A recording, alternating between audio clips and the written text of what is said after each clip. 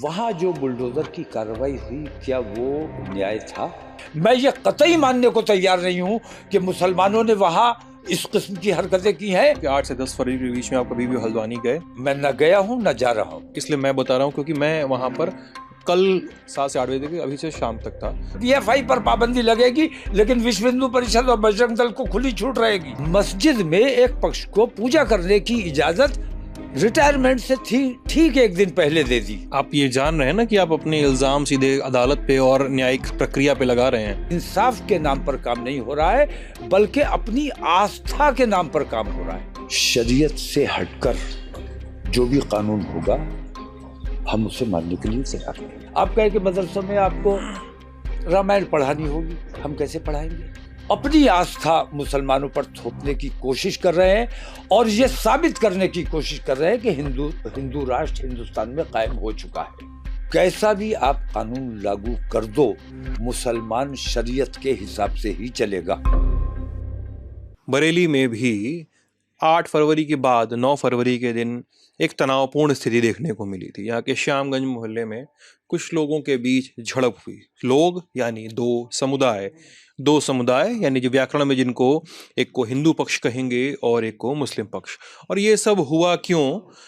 खबरों में जो कहानी चलती है वो ये है कि मौलाना तौकीर रज़ा खान ने एक बयान दिया और उसके बाद कहा कि वो जुमे की नमाज के बाद गिरफ्तारी देंगे और जेल भरो आंदोलन करेंगे।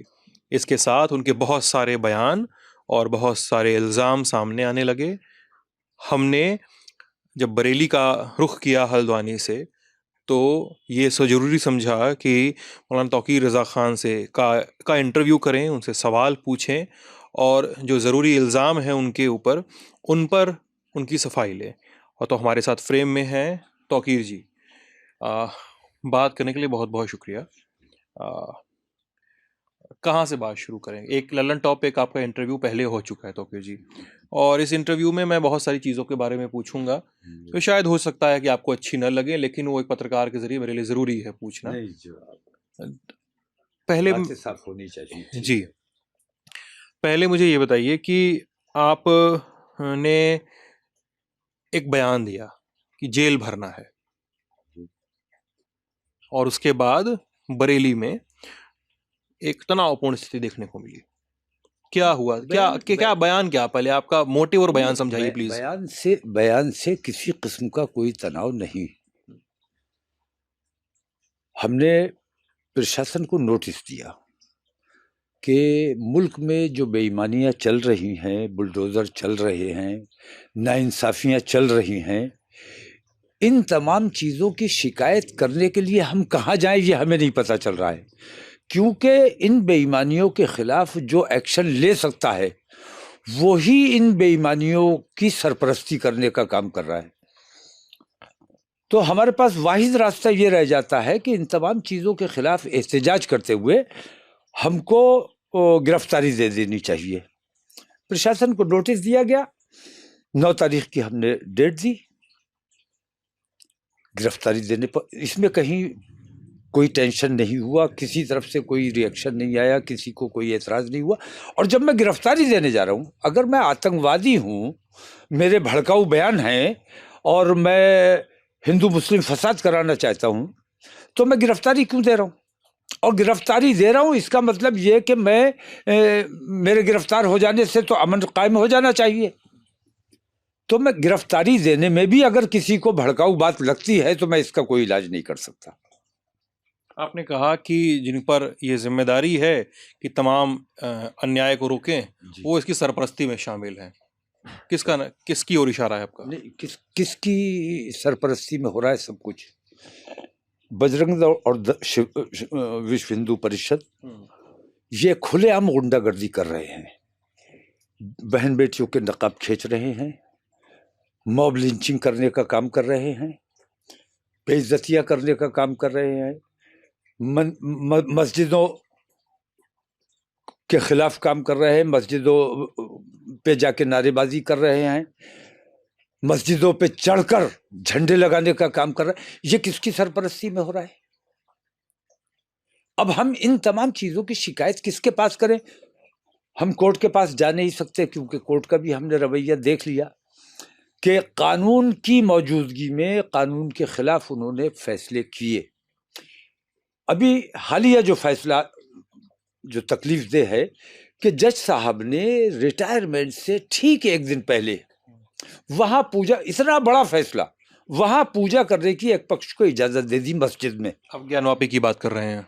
मस्जिद में एक पक्ष को पूजा करने की इजाजत रिटायरमेंट से ठीक एक दिन पहले दे दी। और ये मैं देख रहा हूं कि हुकूमत, अदलिया, पुलिस, प्रशासन, तमाम का तमाम ऊपर से नीचे तक, मैं ये देख रहा हूं कि इंसाफ के नाम पर काम नहीं हो रहा है, बल्कि अपनी आस्था के नाम पर काम हो रहा है। तो जब आस्था पे काम होगा तो आस्था हमारी भी है, हमें अपनी आस्था के मुताबिक काम करना पड़ेगा। मान लीजिए किसी लोअर कोर्ट ने आदेश दिया, और मैं बनारस के से ही ताल्लुक़ रखने वाला हूँ, तो अंजुमन इंतजामिया कमेटी ने मस्जिद से जुड़ी है, मस्जिद के पूरे काम से, उन्होंने हायर कोर्ट में, सुप्रीम कोर्ट गए वो रात को 3 बजे, 4 बजे सीजेआई ने कहा कि आप हाई कोर्ट जाइए, हाई कोर्ट गए, हाई कोर्ट ने कहा कि ठीक है सुनवाई करेंगे। हाई कोर्ट ने हालांकि स्टे लगाने से इनकार कर दिया, मैं ये भी कह रहा हूँ यहाँ पे।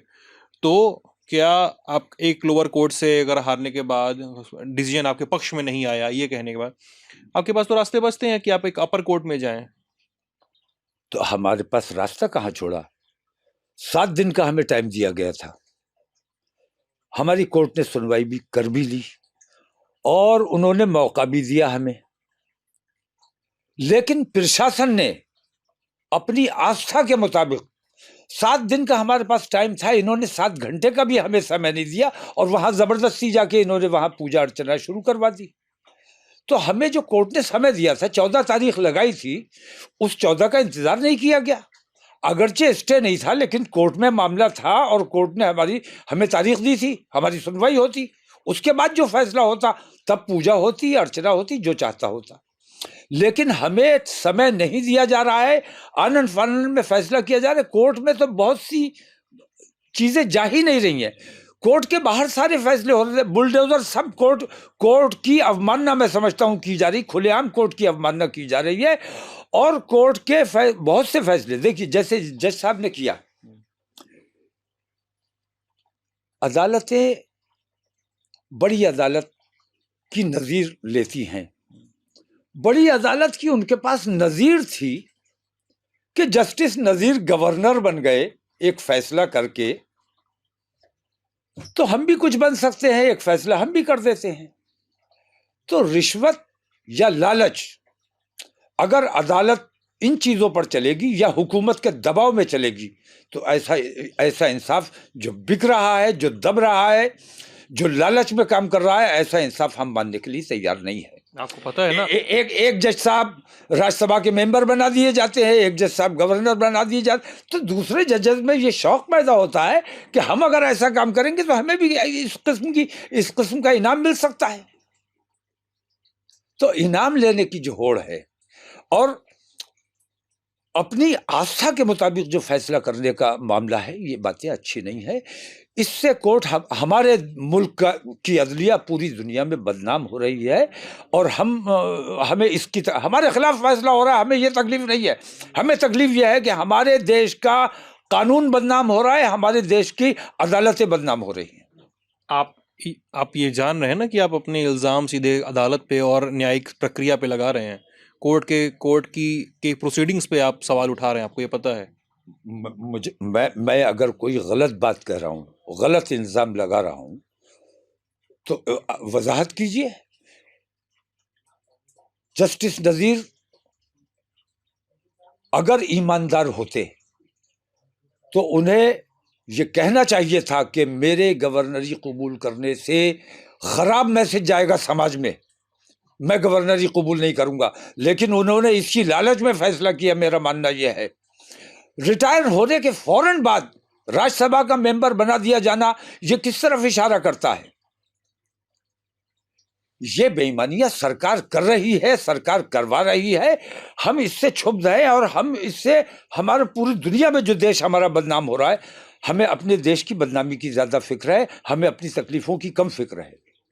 अच्छा, आपकी तकलीफों की फिक्र की बात करें, अगर आप जैसा आपने कहा है, तो 8 फरवरी को हल्द्वानी में जो हुआ, मैं हल्द्वानी में ही था कि बनमुलपुरा में एक एंटी इंक्रोचमेंट ड्राइव आयोजित की गई और उसके बाद वहाँ पे बहुत सारा बवाल हुआ, हिंसा हुई, पत्थरबाजी, आगजनी, शूटिंग हुई और 250 से ज़्यादा पुलिसकर्मी, मीडिया कर्मी, सफाई कर्मी घायल हैं और कई वहाँ के लोकल लोग, रहने वाले लोग घायल हैं जो अधिकतर मुस्लिम समुदाय से हैं और उसमें से 6 लोग, 5 से 6 लोग, 5 लोग क्योंकि प्रशासन कह रहा है और रपट कह रही है 6 लोग मारे गए हैं, 3 से 4 लोग क्रिटिकल कंडीशन में हैं। दोनों तरफ रक्तपात हुआ है, दोनों तरफ हिंसा हुई और जान माल की क्षति हुई। और इसके ठीक एक दिन बाद तौकीर रज़ा बयान देते हैं और उसके बाद बरेली एक तनावपूर्ण स्थिति में आता है। खबरों में कम से कम तो ये दिखता ही है, भले ही आपके दावे जो भी हों। लेकिन मुझे ये बताइए कि जब आप ये बयान देते हैं कि हमारे साथ थोड़ी सी वजाहत मैं कर दूं पहले। हाँ प्लीज। हल्द्वानी का जो वाकया हुआ है उससे 5 दिन पहले मैंने प्रशासन को नोटिस दिया है। हल्द्वानी का वाकया बीच में हो गया, हल्द्वानी का उससे कोई ताल्लुक नहीं मेरे उस प्रोग्राम से। और हिंसा भड़क जाए ऐसा मैंने कोई अगर बयान दिया है तो मैं उस बयान की वजाहत चाहूंगा कि कौन सा ऐसा बयान था जिससे लोग आक्रोशित हो गए। मतलब सॉरी, वजाहत मतलब मैं कमजोर हूँ इसमें, वजाहत का अर्थ क्या हुआ? वजाहत जनता समझ रही है। अरे मुझे तो बता दीजिए, मुझे सवाल, आप अभी इंटरव्यू में 10 बार वजाहत बोलूंगा मैं कैसे समझूं? साफ कीजिए कि मेरी कौन सी बात। अच्छा, क्लैरिटी से आपका ताल्लुक है, ठीक है। ये बताइए कि अब हल्द्वानी से पहले आपने बयान दिया, तो जब आप अपने बयान में ये कहते हैं कि सुप्रीम कोर्ट भी कहता है कि अभी अपनी रक्षा में हम जान से भी मार दें, ये तो सुप्रीम कोर्ट भी, अदालत भी कहती है, संविधान भी कहता है जी। आपका बयान है, मैं चाहूंगा हम बयान पे यहाँ पे एक छोटा सा रिकैप भी ले लें। इस बयान पे क्या कहना है आपका? नहीं, मैं ये जानना चाह रहा हूँ। मैं एक बार यहाँ पे एक लच्छा और जोड़ दूं अपने सवाल का। आपने ये भी कहा कि हमारे युवा जब सड़क पे उतरेंगे तो स्थिति अच्छी नहीं रहेगी। आपने कहा हमारे जो यंग ब्लड हैं वो सड़क पे उतरेंगे तो स्थिति अच्छी नहीं रहेगी। तो कैसे देखें आपके बयान को तौकीर जी? तो इसे 1 बाय 1 कर ले ना। कहिए। पहले तो ये कि मुझ पर कोई हमला करने आएगा उसका मुकाबला करने का क्या मुझे इख्तियार नहीं है? संविधान ये कहता है कि आप पर जो जानलेवा हमला करे उसका मुकाबला कीजिए, मुकाबले में मेरी भी जान जा सकती है, उसकी भी जान जा सकती है। तो मुझे अपनी जान बचाने का इख्तियार है। मैंने ये नहीं कहा कि मैं किसी पर हमला करूंगा, मैंने ये कहा कि अगर मुझ पर कोई जानलेवा हमला करेगा तो मैं उसको मार सकता हूं, ये मुझे कानूनी अधिकार है। अगर हो सकता है मेरी जानकारी कुछ कम हो और शायद कानूनी ये अधिकार ना हो तो उस सजा के लिए मैं तैयार हूं। और युवाओं वाली बात पे क्या कहेंगे? युवाओं वाली जो बात है, मैंने एक बार नहीं बहुत बार ये बात कही है कि हमने अपने नौजवानों को कंट्रोल में रखा हुआ है। आप तमाम जुल्म करते रहे, बुलडोजर चलाते रहे, बहन बेटियों के नकाब खींचते रहे, बुर्का पहन के आप लूटपाट करते रहे और ये बताते रहे कि मुसलमान कर रहे हैं, मुसलमानों की औरतें कर रही हैं। हमारी औरतों को बदनाम किया जाता रहा, हमारी मस्जिदों को बुलडोज किया जाता रहा, हमारे साथ जुल्म ज़्यादती की हद कर दी गई। लेकिन हमने कभी रिएक्शन इसलिए नहीं दिया कि हम अपने देश से और देश की के अमन व अमान से मोहब्बत करते हैं। देश में अफरा तफरी हम नहीं चाहते। मैंने ये कहा कि मुल्क में खाना जंगी नहीं हुई है, उसका क्रेडिट अगर किसी को जाता है तो वो हम हैं, क्योंकि हमने अपने नौजवानों को रोका हुआ है, उनको समझाया हुआ है कि कानून किसी कीमत पर अपने हाथ में नहीं लेना है। ठीक है। और अगर हमारा कंट्रोल उन पर से खत्म हो गया या उन्होंने हमें यह समझ लिया कि ये लोग बुज़दिल है, ये हमें कुछ नहीं करने देंगे, उस दिन देश की स्थिति खराब हो सकती है। तो मेरी तो हिफाजत इसलिए की जानी चाहिए कि तुम बेईमानों की बेईमानी को बर्दाश्त करते करते हमने अपने नौजवानों को रोका हुआ है। मस्जिदों को तुमने तोड़ा है, मदरसों को तुमने तोड़ा है, बहन बेटियों की बेइज्जतियां तुमने की हैं, हमारी मॉब लिंचिंग तुमने की है। इसके बावजूद हमने अपने नौजवानों को रिएक्शन देने से रोका, क्योंकि हम अपने देश में अमन बनाए रखना चाहते हैं। लेकिन अगर हमारा ये कंट्रोल खत्म हो गया, हमारे नौजवान अगर हमारे काबू से बाहर हो गए, तो देश की स्थिति खराब हो सकती है। देश में बजरंग दल और विश्व हिंदू परिषद, इन दो आतंकवादी संगठनों ने हमारे मुल्क में खाना जंगी कराने का प्रोग्राम बनाया हुआ है। ये हर हाल में हमारे देश में फसाद कराना चाहते हैं। अगर हुकूमत की अंतरात्मा नहीं मरी है, तो हुकूमत को चाहिए कि इन दोनों दलों पर फौरन वैसी ही पाबंदी लगाई जाए जैसी सिमी पर लगाई गई थी या जैसी पीएफआई पर लगाई गई थी।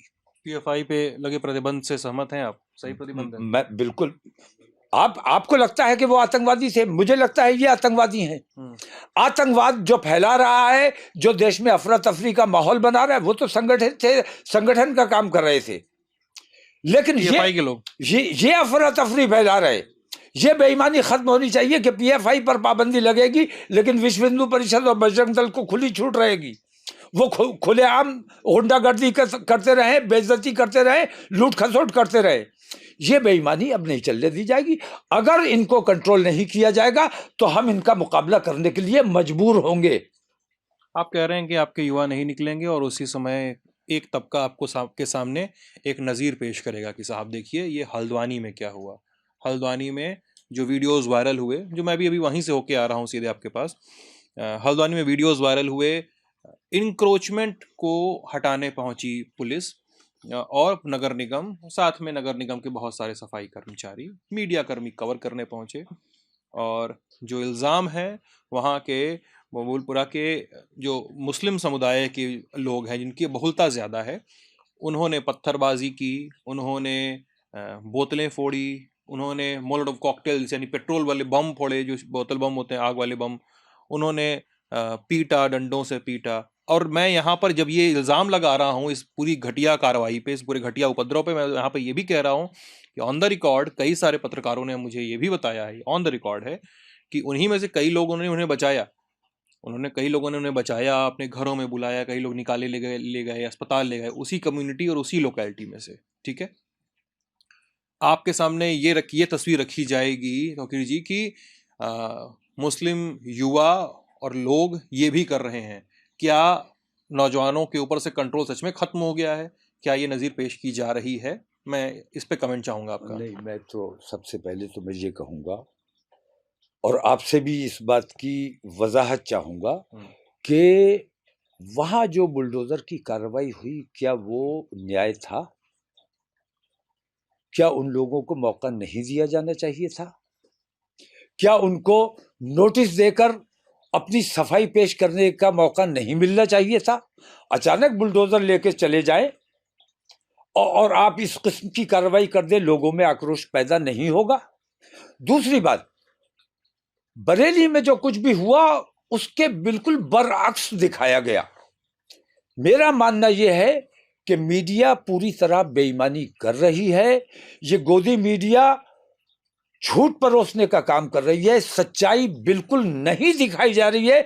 जो सच है उसको झूठ और जो झूठ है उसको सच साबित किया जा रहा है। मैं ये कतई मानने को तैयार नहीं हूं कि मुसलमानों ने वहां इस किस्म की हरकतें की हैं। उन पर यह इल्ज़ाम है, जिस तरह मुझ पर इल्ज़ाम है कि मेरे लोगों ने यहां पथराव किया, जबकि सच्चाई यह है कि मेरे लोगों पर छतों से पथराव किया गया।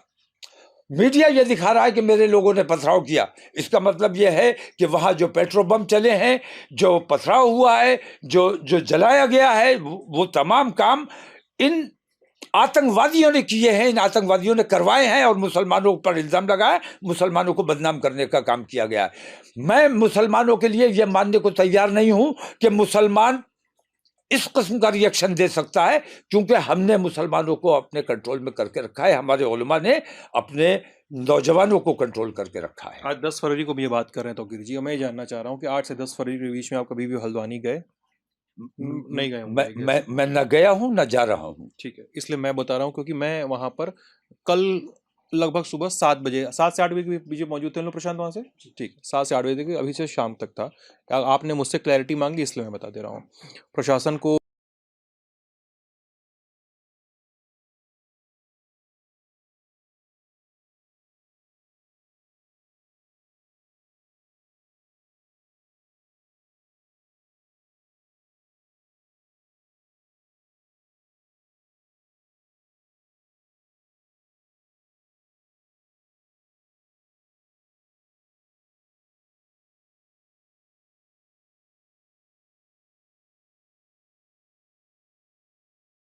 हाई कोर्ट ने अगली तारीख मुकर्रर की 14 फरवरी को। उसी दिन आपने शाम को बुलडोजर चलाया, आप पर ये सवाल उठाए जा रहे हैं। तो उन्होंने कहा कि कोई स्टे नहीं है, हमने अपने अदालत के आदेश का और तमाम राज्य सरकार के आदेश का पालन किया है। वो नज़ूल की ज़मीन थी, उसको फ्री कराना था। ये प्रशासनिक स्तर की कार्रवाई हो गई। अब जो आप कह रहे हैं कि वहाँ पे मुसलमान नहीं थे जिन्होंने पत्थर चलाए हों, जिन्होंने वहाँ पर फसाद किया हो, आपकी बात, आपका पक्ष हो सकता है तौकीर जी, लेकिन मैं वहाँ अगर ग्राउंड से होके आया हूँ तो मेरे इनपुट्स मेरे लिए भी महत्वपूर्ण हैं। वहाँ पर मैं पुलिस कर्मियों की बात छोड़ दूँ, मैं वहाँ पर मीडिया कर्मियों की बात भी छोड़ दूँ, वो गलत रिपोर्टिंग कर रहे हैं, रिपोर्टिंग नहीं कर रहे हैं, वो पेड रिपोर्टिंग कर रहे हैं, मेरा मसला नहीं है। लेकिन मैं उन पुलिस वालों में से ही शामिल, उन कुछ पुलिस वालों को की बात को कैसे नकार दूँ जो खुद मुसलमान हैं। मैं उन नगर निगम के सफाई कर्मियों, उनकी हेल्पर्स की बात कैसे नकार दूं जो खुद मुसलमान हैं, जो कूड़ा उठाने गए थे वो हाथ तोड़वा के, सर फुड़वा के बैठे हुए हैं।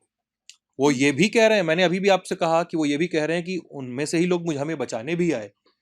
एक जत्था था जो माने, मैं ये नहीं कह रहा हूँ कि वो मैं अभी भी ये नहीं कह रहा हूँ कि कम्युनिटी ने इस तरह का फसाद किया। मैं कह रहा हूँ कि लोकेलिटी में मौजूद कुछ लोगों में से कुछ लोगों का किया हुआ बवाल है ये, मैं ये कह रहा हूँ। नहीं, कुछ लोगों का देखिए आक्रोश तो होगा, और आक्रोश इस बात का ज्यादा है कि कोर्ट ने अगरचे स्टे नहीं दिया था, लेकिन समय दिया था, तारीख डाली थी, और प्रशासन के इल्म में था कि कोर्ट ने समय दिया है, अगली तारीख पड़ी हुई है।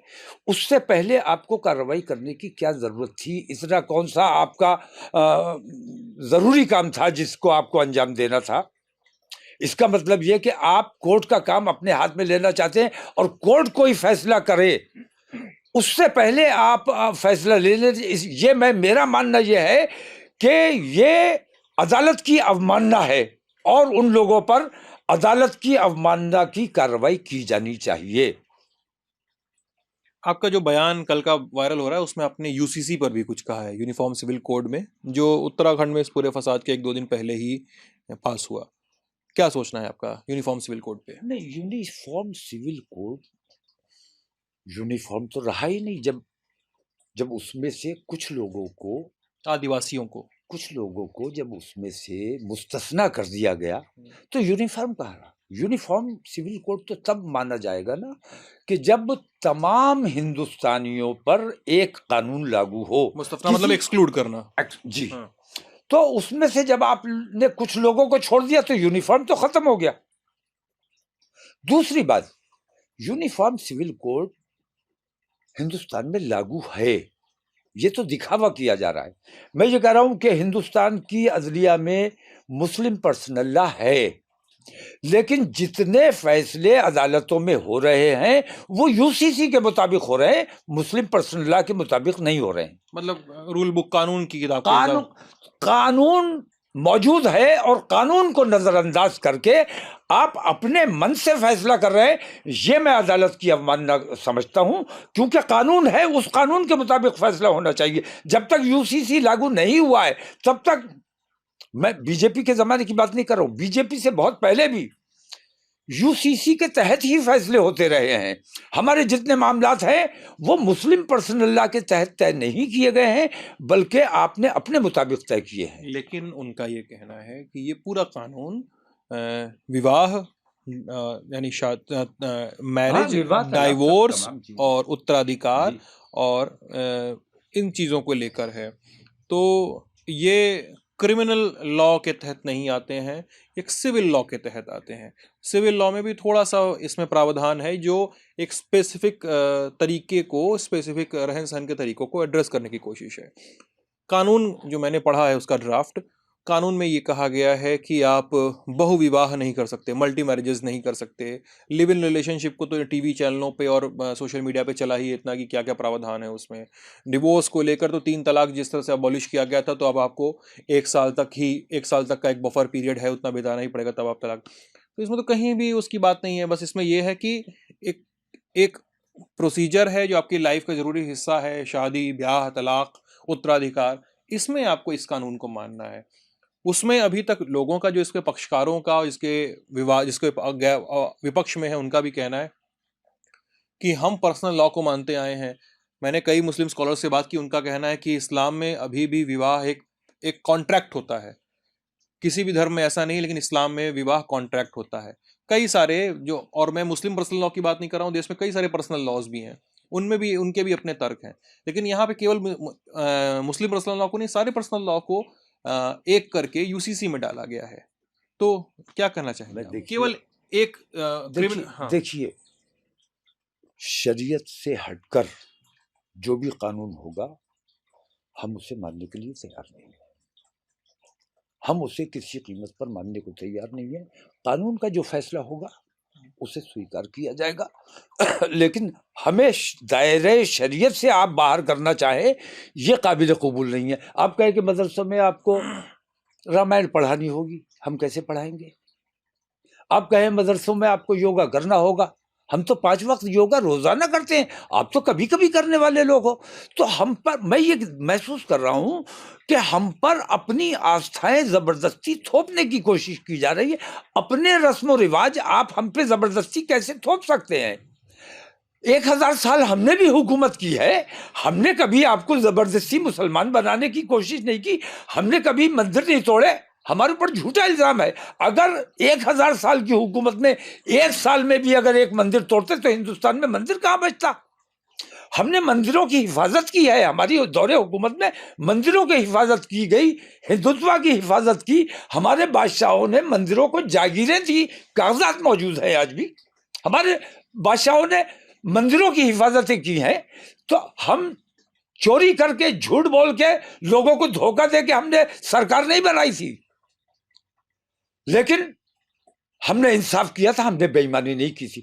आज तुम्हें झूठ बोलकर बेईमानी करके घपले करके तुमने जो सरकार बनाई है, तुम कैसे कल ये जवाब दे सकोगे कि तुम्हारे दौरे हुकूमत में लोगों के साथ इंसाफ हुआ? तुम्हारी तारीख तुम्हारे ऊपर लानत भेजेगी, तुम्हारी इस 10 साल हुकूमत के ऊपर तुम्हारी तारीख लानत भेजेगी, जब तुमने अपने चारों शंकराचार्यों को एक तरफ किनारे कर दिया और सत्ता हासिल करने के लिए, अपने राजनीतिक लाभ के लिए प्राण प्रतिष्ठा का काम अपने हाथ में ले लिया। ये बेईमानियां आने वाली नस्लें, आने वाली पीढ़ियां भी नहीं भूलेंगी। अच्छा, आप अब थोड़ी सी उस लाइन पे आ गए हैं जो राम मंदिर की ओर जाती है, लेकिन मैं एक लाइन पीछे ले आके पूछ लूंगा। चूंकि मैं पत्रकारों के बीच में बतियाता रहता हूँ, और ये उनसे बातचीत होती रहती है, कुछ सरकारी कर्मचारियों से भी। तो उनका ये कहना है कि यार यूसीसी जो आया है उत्तराखंड में, वो एक पायलट है। पायलट मतलब किसी चीज़ का एक पहला प्रारूप, और इसके बाद ये कुछ और राज्यों में आएगा। आप बरेली में हैं, यूपी में हैं, मान लीजिए कल को यहाँ यूसीसी लागू हो जाए तो आप क्या करेंगे? आप तो कह रहे हैं कि आप शरिया के हिसाब से ही चलेंगे, शरिया के खिलाफ कोई भी कानून आएगा उसको नहीं मानेंगे। यहाँ पे आ गए तो? मैं नहीं, हिंदुस्तान का बल्कि पूरी दुनिया का कोई भी मुसलमान, कैसा भी आप कानून लागू कर दो, मुसलमान शरीयत के हिसाब से ही चलेगा। इसमें कोई शक व शुबा नहीं है, किसी किस्म के शक की गुंजाइश नहीं है। इसमें कोई गुंजाइश नहीं है? बिल्कुल कोई गुंजाइश नहीं। तो आप चैलेंज करेंगे काय कोर्ट में? मैं तो मुसलसल देख रहा हूं, कोर्ट के फैसले जितने आ रहे हैं हुकूमत के दबाव में आ रहे हैं, और हुकूमत और कोर्ट, पुलिस प्रशासन, तमाम लोग धर्म के नाम पर अधर्म करने का काम कर रहे हैं। और ये तमाम लोग अपनी आस्था मुसलमानों पर थोपने की कोशिश कर रहे हैं, और ये साबित करने की कोशिश कर रहे हैं कि हिंदू राष्ट्र हिंदुस्तान में कायम हो चुका है। आप देश में, हम देश भर की बात कर रहे हैं, दुनिया भर की बात कर रहे हैं, देश में खासकर लंबे समय से मुसलमानों की पॉपुलेशन और मुसलमानों का को लेकर एक वोट बैंक की जो राजनीति है वो होती रही है। उसके पॉपुलेशन की और उनके तमाम जो भी पॉलिटिकल सोशियो किस्म के डायलॉग हुए हैं उसमें चर्चा होती रहती है। मैं ये जानना चाह रहा हूँ तौकीर रज़ा क्या सोचते हैं देश में मुसलमानों की स्थिति पर, आपका क्या टेक है? नहीं, मुसलमानों की स्थिति बेहद खराब कर दी गई है, और ये खराब आज से नहीं की जा रही है। सच्चर आयोग की रिपोर्ट आपको याद होगी, सच्चर आयोग की रिपोर्ट ने खुलासा किया था मुसलमानों की स्थिति पर। कांग्रेस ने उसे कूड़ेदान में डाल दिया। मेरी बीजेपी से कोई खास दुश्मनी नहीं है। मैं कांग्रेस की भी बेईमानियों के खिलाफ लड़ता रहा हूँ और बीजेपी की भी जो बेईमानियां हैं वो उजागर करता रहा हूँ। मैं इंसाफ के साथ खड़ा हूँ, अपने देश के साथ खड़ा हूँ और देश के एकता और भाईचारे के साथ खड़ा हूँ।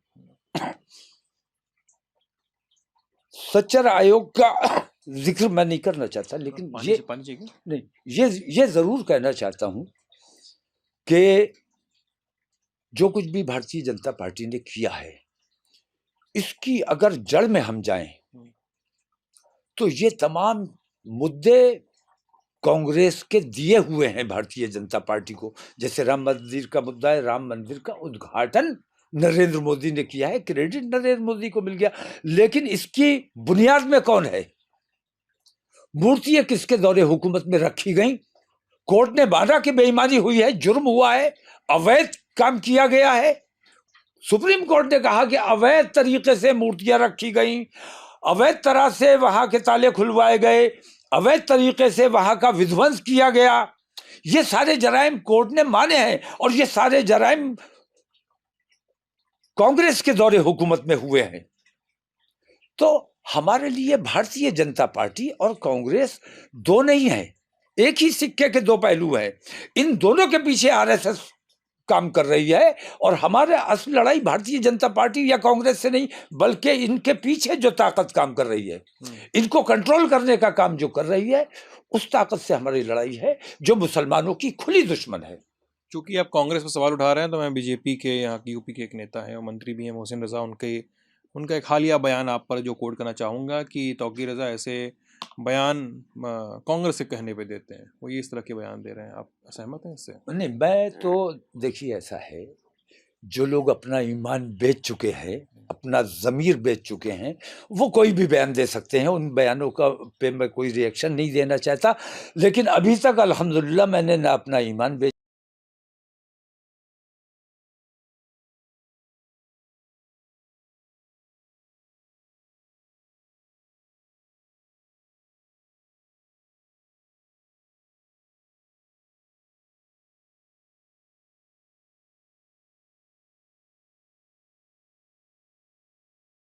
कि आपका एक आपके बयान पे ही आते हैं जो कल वायरल हुआ, उसमें आपके कुछ कमेंट्स थे और उसके बाद मैं आपसे जानना चाहूँगा देश के 2-3 बड़े नेताओं के बारे में आपकी राय। पहला नाम नरेंद्र मोदी, देश के प्रधानमंत्री, दूसरा नाम पुष्कर सिंह धामी, उत्तराखंड के सीएम, तीसरा नाम योगी आदित्यनाथ, यूपी के सीएम। इन 3 नेताओं पे आपकी टिप्पणी। नेताओं पे टिप्पणी करने की तो मेरी कोई हैसियत है नहीं। ये लोग राजा हैं, राजाओं के लिए हम क्या कह सकते हैं? लेकिन राजा को राजधर्म का पालन करना चाहिए।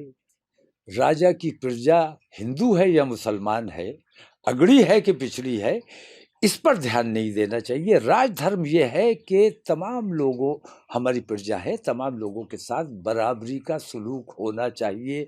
और जो राजा ये काम नहीं करता है, वो अपने अधिकारों के खिलाफ काम कर रहा है। और ये अधिकार तुम्हें किसी बड़ी ताकत ने दिए हैं और उस ताकत के हाथ में ये बात है कि आज तुम्हें राजा बनाया है, कल तुम्हें जमीन पर बिठा दे। आज आप तख्त पे हैं, कल आप जमीन पे आ सकते हैं। इसलिए आपको राजा की हैसियत से वो काम करना चाहिए जो तमाम प्रजा के लिए अच्छाई का काम हो। आपने कल कहा कि सीएम धामी पीएम मोदी की तरह मुख्यमंत्री से प्रधानमंत्री बनना चाहते हैं। नहीं, इसमें इसमें तो कोई शक नहीं। मैं अभी भी ये बात कर रहा हूं कि कई मुख्यमंत्री ऐसे हैं जो ये समझते हैं कि जिस तरह नरेंद्र मोदी के मुख्यमंत्री काल में जो मुसलमानों का कत्लेआम गुजरात में हुआ और जो जुल्म ज्यादती हुई,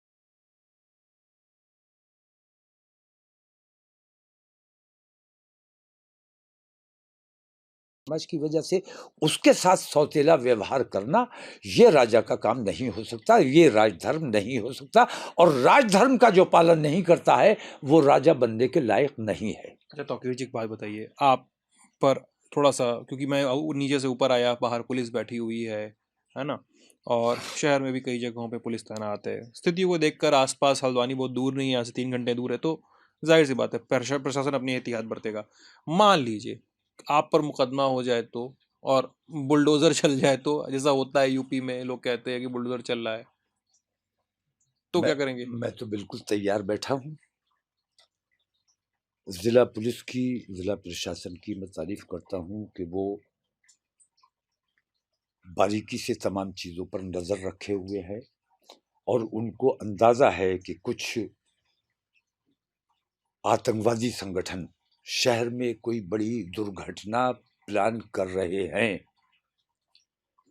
और इसी के लिए उन्होंने ये एहतियाती तदाबीर की हुई है। ये बहुत अच्छी बात है, और ये जागरूकता की बात है कि उन्हें अपने ज़िले की फ़िक्र है, और कोई अप्रिय घटना घट जाए इसके लिए वो पहले से तैयार है और इंतज़ाम करके रखा हुआ है।